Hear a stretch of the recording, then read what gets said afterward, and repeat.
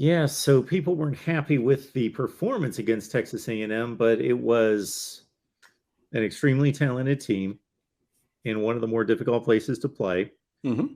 People tend to, this is the feedback I received, that your typical fan seems to be more upset with the offense not moving the ball. So a 17-9 loss is ugly and taken worse by the fan base as a whole than a 48-40 loss would have been at Texas A&M. That was some exciting game, and it's just the tendency of the fan base to want Even, offense. And well, even if it was more moderate, right?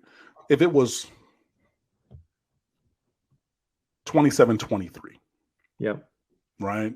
So 2 touchdowns and 3 field goals for Miami. So 5 scoring drives, stall once. Even if it doesn't even have to be a 65-62 overtime. But even if it was, like 27-23, 27-24, something like that, right? That would have been more acceptable. That would have been, I think, more palatable to people than 17-9.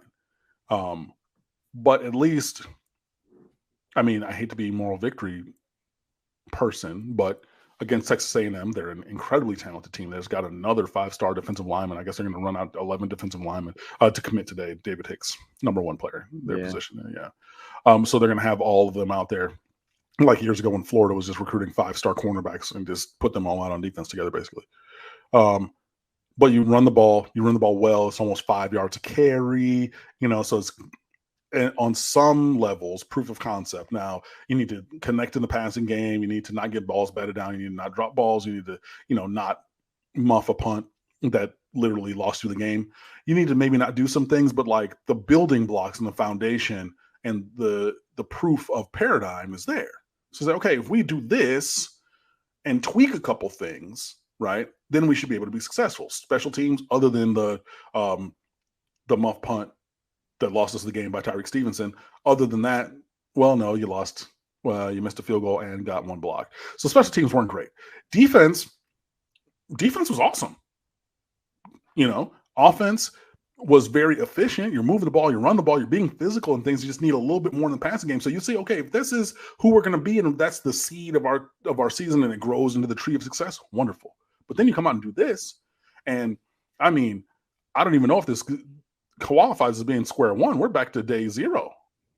I honestly think, and then, athletic department comes out like they normally will do, and close practice all week during the bye week. Okay. And there's no availability. There's no Monday after presser. Mario's not going on the radio show on Monday. We'll see y'all in October. Thanks. All right. But it needs to be that, honestly. I don't even know if it needs to be that, but whatever's happening, whether you talk to us or whether you don't, we're going to talk about it, and there's something needs to change. But it's just, okay, look, okay, segment. This is the point that I'm making. Yes, my dream school was Vanderbilt. Okay. To compare Vanderbilt and Miami in terms of football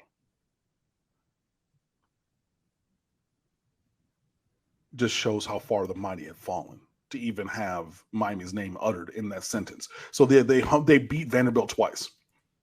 Cam, the statement you're responding to isn't even accurate. So that's why we have to fact check here. Okay. So typically I'm able to fact check based on memory, but admittedly so, I'm not keeping track of the Vanderbilt Middle Tennessee games throughout history. Listen to this. So I go because I'm thinking, really, I don't remember seeing that when I looked at this after Saturday's game. Sigmund, if you're working off memory, you better check the facts here. They played Vanderbilt. First of all, if you're talking about Middle Tennessee being like some really good Group of 5 team, they went 7-6 last year. They went 3-6 the year before. They went 4-8 the year before. They went 8-6 the year before. A lot of 7-6, 8-6, 8-5, 4-8s. That they have not been Houston, Cincinnati, UCF by any stretch of the imagination. Okay, they played Vanderbilt 4 consecutive years, starting in 2018, going backwards. They lost by 28, 22, 23, and 4. So I don't know what you're alluding to there. So one game was within 1 score. The other 3 were 4 scores. You know, but like, again, even if that comment were correct, I'm going to sound like Chris Webber way back when on the broadcast. What we're not going to do is put Darko's name in the same sense as mine. What we're not going to do is compare Miami to Vanderbilt. But the thing is, you lost to a team like Middle Tennessee State and lost in front of everybody and lost where it should have been a 4-touchdown loss. So now your performance as the Miami Hurricanes now necessitates that comparison. That's how bad it is.